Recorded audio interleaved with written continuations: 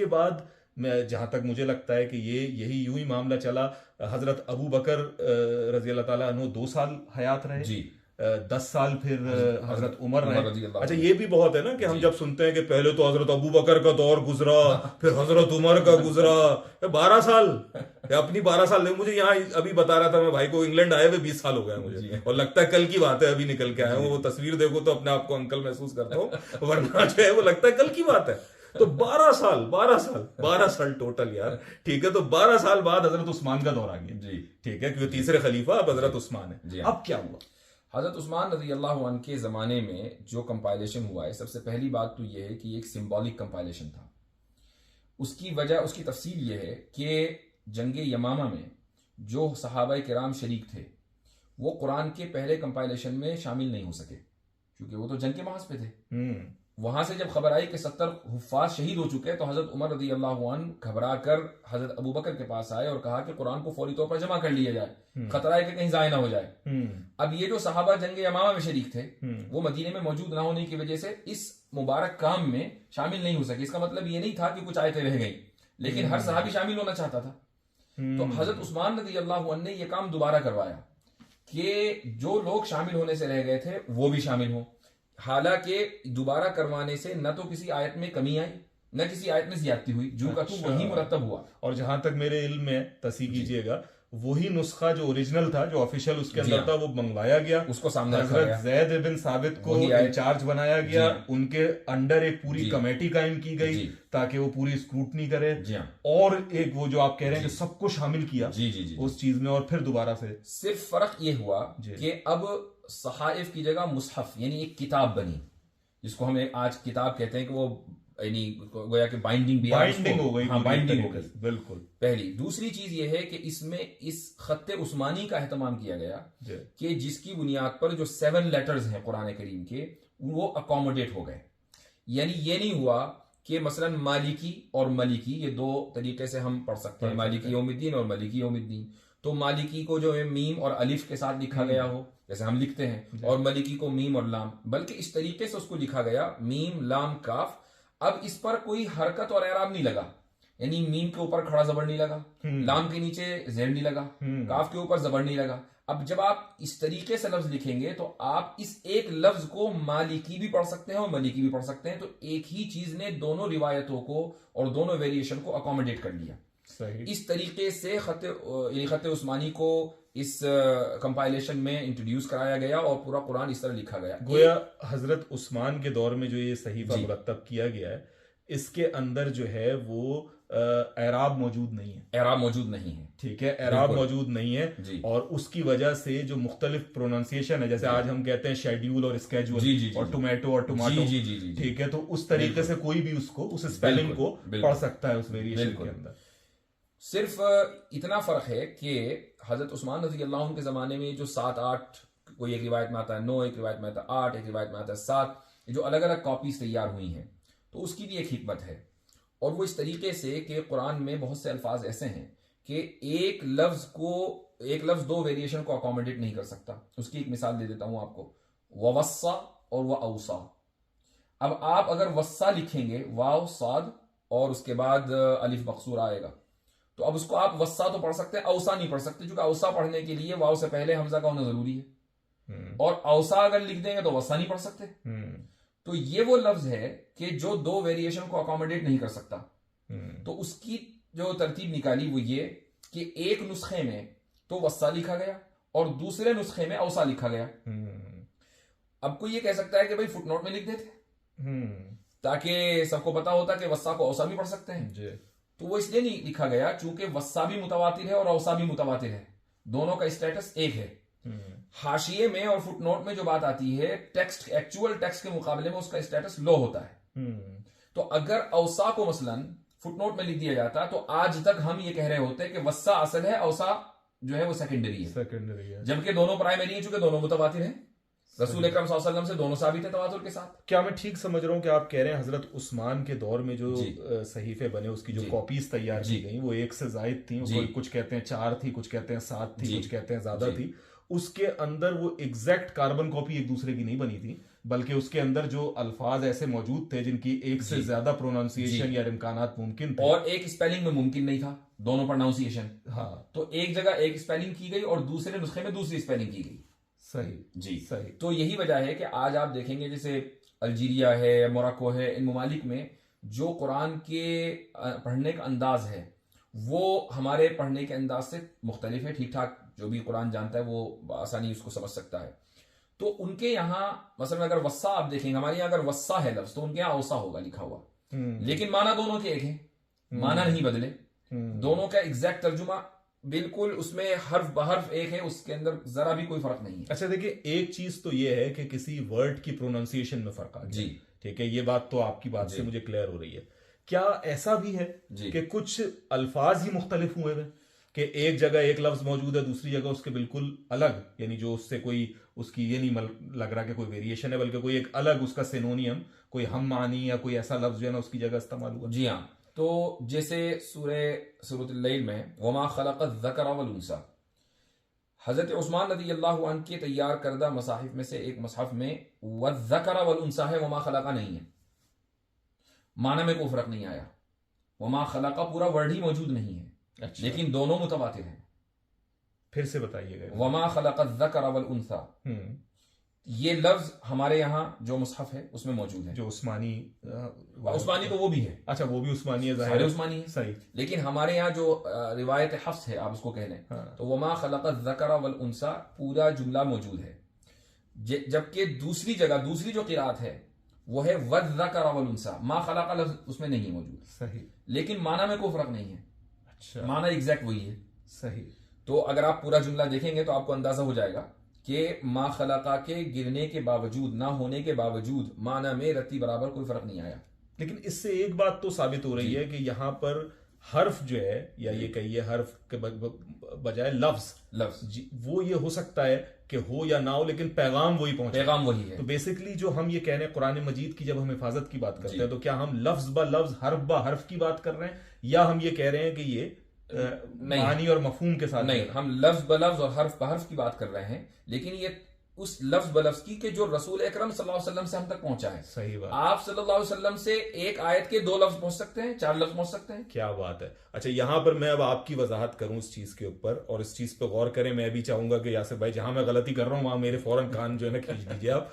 तो असल चीज क्या है, देखें, जब हम कहते हैं कोई चीज बदल गई, ठीक है, कोई किताब करप्ट हो गई, जैसे हम बाइबल के बारे में बात करते हैं, हम बाइबल के बारे में कहते हैं कि भाई वो अरामिक लैंग्वेज में आई थी, अबरानी जबान में, हिब्रू में हुई, फिर उसके बाद, और उसके बाद वो जो है ना फ्रेंच में हुई, लैटिन में हुई, वगैरह वगैरह जो भी है, उसके अंदर आप देखते हैं कि पूरे पूरे मानी बदल गए, ठीक है, पूरे मफहूम बदल गए, और ये वक्त के साथ हुआ है, मुख्तलिफ अदवार में लोगों ने जब चेंज किया उसे, कुछ बादशाहों ने अपने हिसाब से कर लिया, इसको हम कहते हैं कि जो है ना ये पैगाम पूरा बदल दिया गया, ये उस टीचिंग को करप्ट कर दिया गया।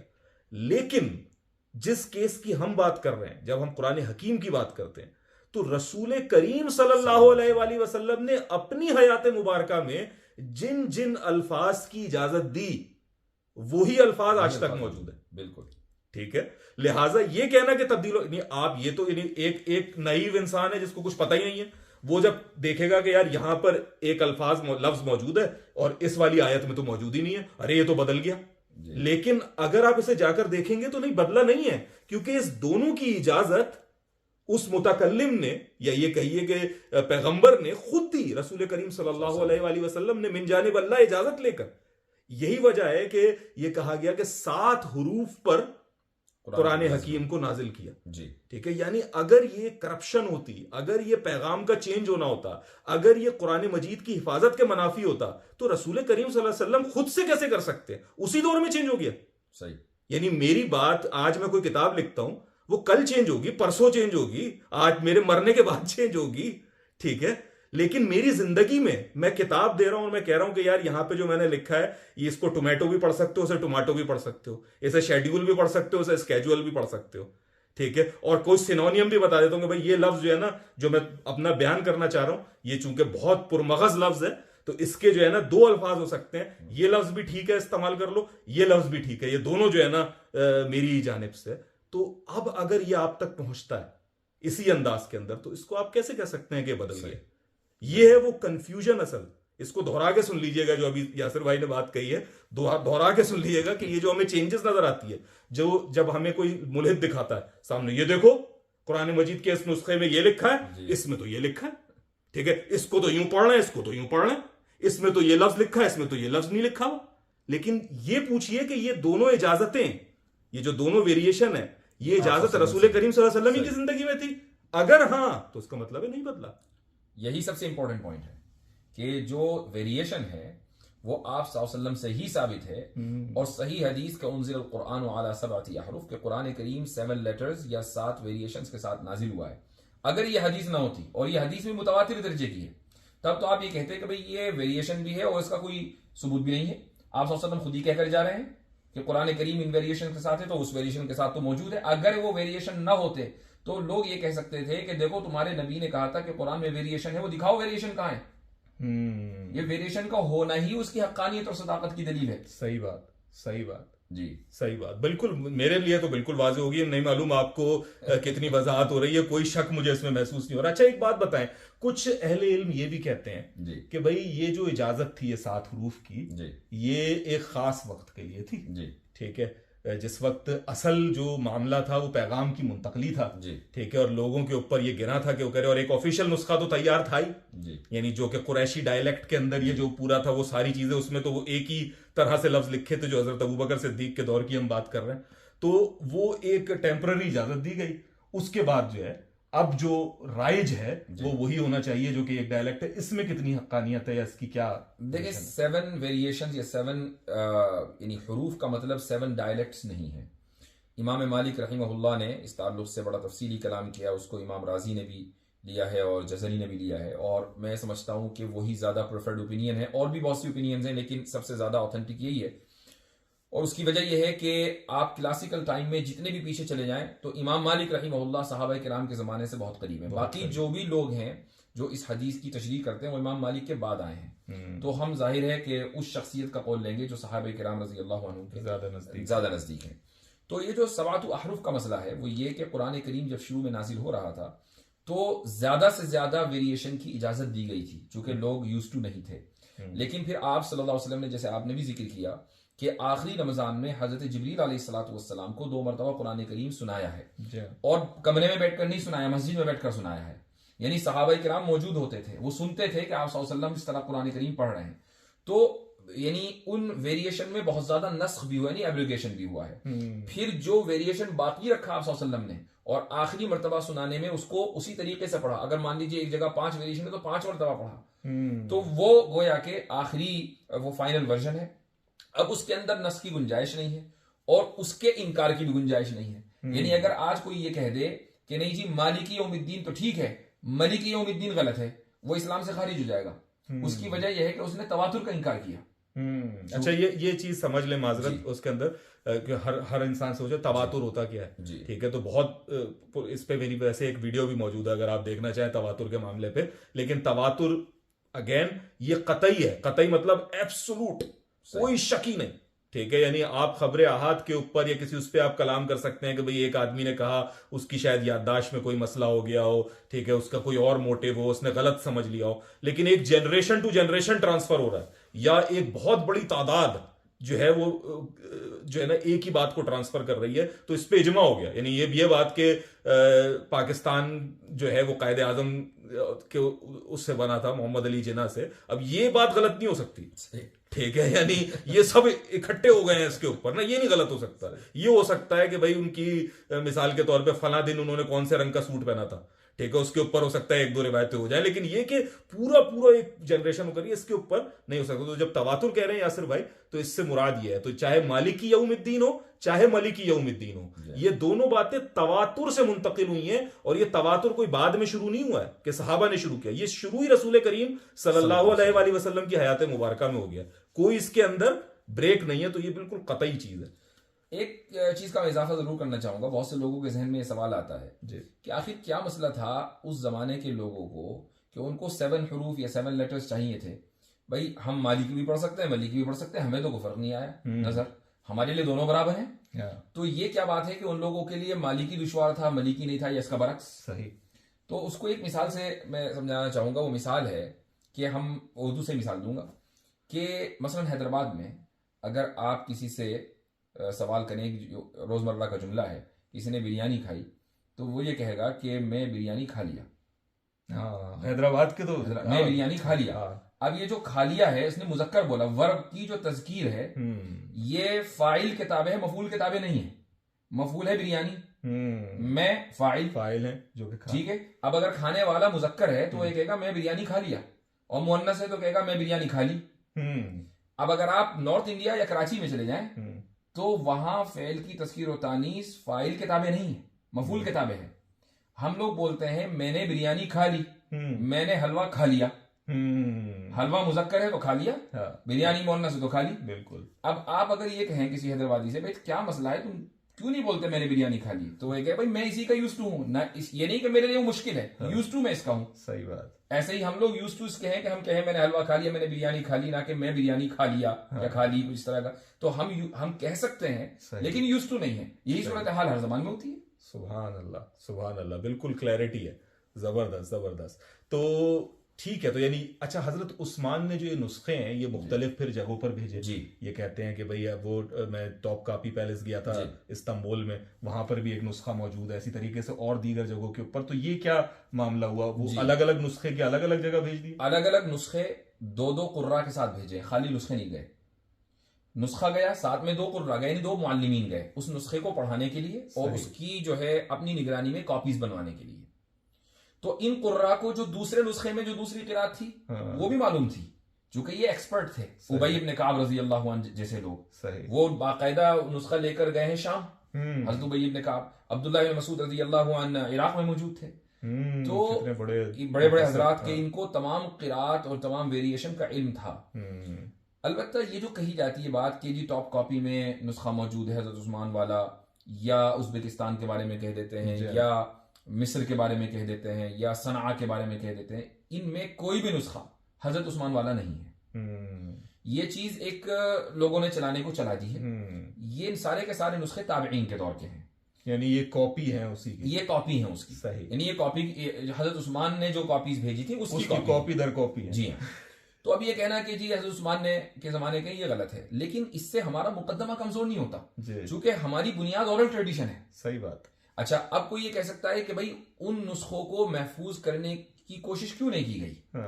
तो इसका जवाब यह है कि जब एक ऑथर मसलन कोई किताब लिखता है, आपने कोई किताब लिखी, मैंने कोई किताब लिखी, वो हमने छापे खाने को दे दी, नाशिर ने उसको छाप दिया, तो जो उसका पहला वर्जन है, जो हमारे पास कलमी नुस्खा है, हम खुद उसकी हिफाजत नहीं करते, जो कहो तो छपकर आ गई है, यानी हमारे लिए उसकी अहमियत नहीं है। हाँ, हमारी औलाद दर औलाद हमारी 200 सालों के बाद उनके लिए अहमियत होगी, हमारे लिए कोई अहमियत नहीं है, तो हम उसकी कोई हिफाजत नहीं करेंगे। हम तो हिफाजत करेंगे जो छपा हुआ है, क्योंकि वो हमारा फाइनल वर्जन है। अगर हमें तस्हीह करनी है तो उसमें करनी है जो हमने कागज कलम से लिखा है, उसमें कोई तस्हीह नहीं, वो बाकी रहेगा नुस्खा 200-400 साल तक के, तो अब उसकी अहमियत बढ़ जाएगी। अच्छा यासिर भाई, ये भी तो होता ना, यानी एक अकल की बात है कि अगर के नुस्खा बदला होता जी, अगर उसके अंदर कोई रद्द, तो कोई ना कोई चीज हमारे पास ऐसी रिकॉर्डेड होती, कोई एक तहरीक उठती जी। और मुसलमानों के बारे में मेरे ख्याल से किसी को यह शक तो नहीं होना चाहिए कि हम ब्रूटली ऑनेस्ट रहें। यानी हदीसों में वो चीजें आ गई हैं जिसे सुनकर आज मुसलमान सर पकड़ लेता है, यही क्यों रिकॉर्ड कर ली, मिली भी थी तो क्यों लिख ली, ठीक है। लेकिन इतने कोई ऑनेस्ट हैं कि बिल्कुल ऐसी चीज जो हमारे खिलाफ जा रही है, अपने पैर पे कुल्हाड़ी मारने वाली जैसे कहते हैं ना, वो भी लिख ली है, ठीक है। फिर उस पर भी जो मुहद्दिसीन ने काम किया, लोग कहते हैं कि भाई ये निकाली क्यों नहीं देते, खत्म ही क्यों नहीं कर देते? नहीं, हम ये नहीं करते, हम कहते हैं ये ज़ईफ की अलग किताब भी बना दी, ये मौदू की अलग मौजू यानी फैब्रिकेटेड, जिसपे साबित हो गया कि झूठ है, उसकी भी अलग किताब बनाकर उसे भी रखा हुआ है। तो इतने ब्रूटली ऑनेस्ट लोग, ठीक है। यानी ये सोचो यार, ये बात तो थोड़ा सा ओपन माइंड होकर सोचो, तो इतना बड़ा काम हो रहा है कि कुरान मजीद, यानी मुसलमानों के जज्बाती होने पे भी किसी को शक नहीं है ना, मर भी जाते हैं, मार भी देते हैं, ठीक है। वो कुरान चेंज कर रहा है, सब बिक गए थे क्या? ठीक है, किसी को ये नहीं हुआ कि कोई तहरीक उठती, कोई कुछ होता, इसका मतलब है कि कुछ हुआ ही नहीं। यानी वो इतनी कोई मजबूत ट्रेडिशन उसी तरीके से शिफ्ट होती हुई आई है कि कोई प्रॉब्लम नहीं। लेकिन चूंकि जब 1450 साल की गर्द पड़ी हुई हो, तो उसके अंदर फिर अलग अलग तरीके के हेवले लोग बना लेते हैं। तो जी जी जी, तो माशाल्लाह ये गुफ्तगू जो है बड़ी वकी रही है, और इसमें अगर कोई और पॉइंट हो तो जरूर ऐड करें, लेकिन हिफाजत कुरान के ताल्लुक से हमारा जो नैरेटिव और मुकदमा है वो इतना मजबूत है कि क्रिश्चियनिटी, जुडाइज्म और हिंदुइज्म तो खैर कहीं है ही नहीं दूर दूर किसी शुमार में।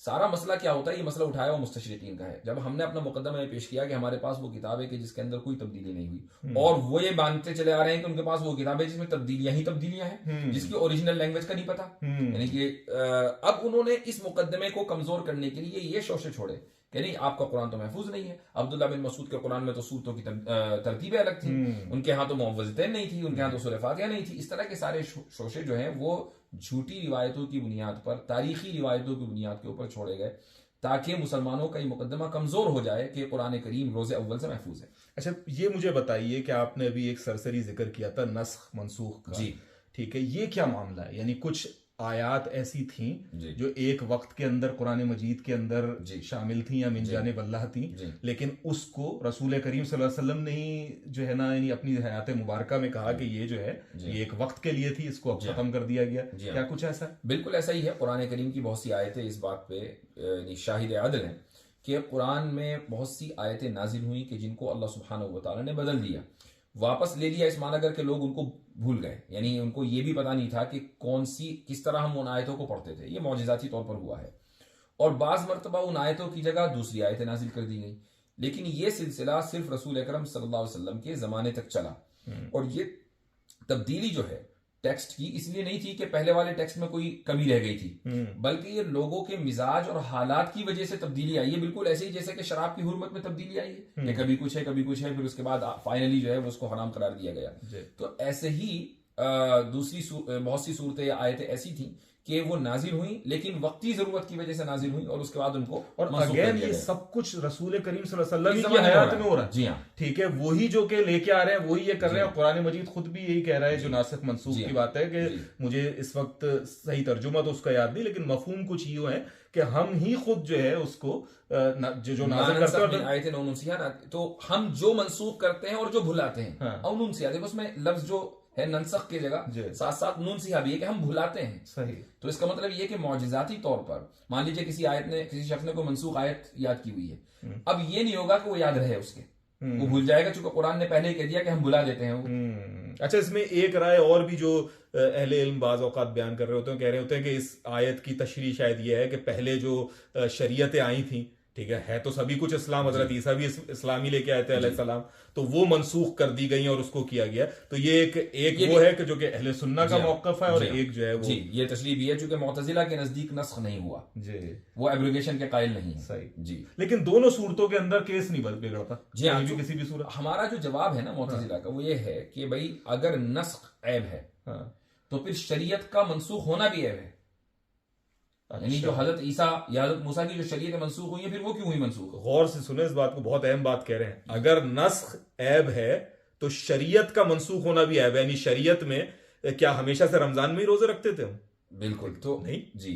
तो अब इसका मतलब ये हुआ कि नस्ख ऐब नहीं है। जब वो ऐब नहीं है तो वो जब शरीयत में हो सकता है, तो शरीयत का जो शरीयत मोहम्मदी की जो बुनियाद है कुरान, उसके अंदर भी हो सकता है, इल्ला ये कि वो रसूल अकरम सल्लल्लाहु अलैहि वसल्लम के जमाने में ही हो, तब तो ठीक है। आप सल्लल्लाहु अलैहि वसल्लम के बाद अगर कोई दावा करे कि नहीं ये आयत मनसूख है वो आयत मनसूख है, तो जाहिर है कि फिर नहीं हो सकता। और बात यह कि जो असल दीन है वो तो जू का तू है। यानी कोई ये नहीं हो सकता कि अल्लाह की वहदानियत पे बात हो, रसूल करीम सल्लल्लाहु अलैहि वसल्लम की नबूवत के इनकार पे बात हो, कोई मलाइका पे बात हो, यानी जो एक बुनियादी ढांचा है उसके अंदर नासिख मनसूख का मामला नहीं है। कुछ वक्ती अहकामात जिनको अल्लाह ही ने नाजिल किया, अल्लाह ही ने उसको एब्रोगेट किया, और जो पूरी जिम्मेदारी के साथ रसूल करीम सल्लल्लाहु अलैहि वसल्लम ने हमें मुंतकिल किया, और आखिर में एक फाइनल बिल्कुल कॉपी की सूरत में भी और हिफ्ज कराकर भी हमें दे दिया। अब और क्या चाहते हैं?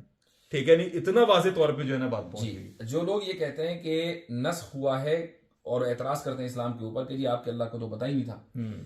अगर नस्ख किस्सों में होता कि पहले किस्सा किसी और तरह बयान किया था, उसके बाद दूसरी आयत आई, अब किस्सा बदल गया, अब ये कहा जा सकता था कि गलती हुई है कुरान नाजिल करने वाले से लियाज़ बिल्लाह के पहले किसी और तरह बयान किया था, अब किसी और तरह। नस्ख हुआ है अहकाम में, और अहकाम जो आते हैं वो इंसान के अमल करने के लिए आते हैं। तो बाज मरतबा इंसान किसी हुक्म पर अमल कर पाता है, और बाज मरतबा फिर आगे चलकर उससे बेहतर पर अमल कर पाता है। तो अहकाम में जो तब्दीली होती है वो तो बिल्कुल नेचुरल है। हम दुनिया में हर निज़ाम के अंदर देखते हैं कि अहकाम के अंदर जो है वो इंसान की सलाहियत के एतबार से तब्दीली होती आई है। अच्छा, एक हदीस और भी मेरे जहन में इस वक्त आ रही है, इससे पहले कि मैं भूलूं, कि वो कुछ इस तरह से है कि कोई बकरी जो है वो सफाद जो है ना वो खा गई, वो क्या मामला था, ये भी उठाते हैं। एक तो रिवायत वो ज़ईफ है। अच्छा, ज़ईफ रिवायत, बिल्कुल ज़ईफ रिवायत है। दूसरी बात ये है कि अगर वो आयत जो लिखी हुई थी किसी पार्चमेंट पर, तो जाहिर वो आयत मनसूख थी। खुद हजरत आयशा रज़ी अल्लाह अन्हा कह रही है कि ये आयत मनसूख थी, वैसे ही पड़ी हुई थी किसी पार्चमेंट के ऊपर लिखी हुई, बकरी आई उसको, तो अब उससे कुरान की हिफाजत के ऊपर कोई फर्क नहीं पड़ता, बल्कि वो जो भूलने वाली बात है उसके अंदर ये मुआविन हो गई, उसकी मुआविन, क्योंकि इस तरीके से। अच्छा, ये वाला जो मुकदमा है जो यासिर भाई बयान कर रहा हूँ, उसके लिए तो ये और जो है ना वो, अब अगर मैं कहता हूँ ये वाकये को 100% हम दुरुस्त मान लें और बकरी ना खाती और वो आयत बाकी रह जाती, तो बाद में झगड़ा होना था कि ये आयत भी तो है। सही सही सही सही सही, अल्लाह ताला ने दूसरे इसके इंतजाम कर दिए। सुभान अल्लाह, सुभान अल्लाह व बिहम्दिही। अच्छा देखिए, सना स्क्रिप्ट की भी एक मैं जल्दी से बात कर लूं। यमन का जो शहर है या इलाका है सना, उधर से एक जो है उनके मस्जिद के तहखाने से जो है ना वो नुस्खा बरामद हुआ।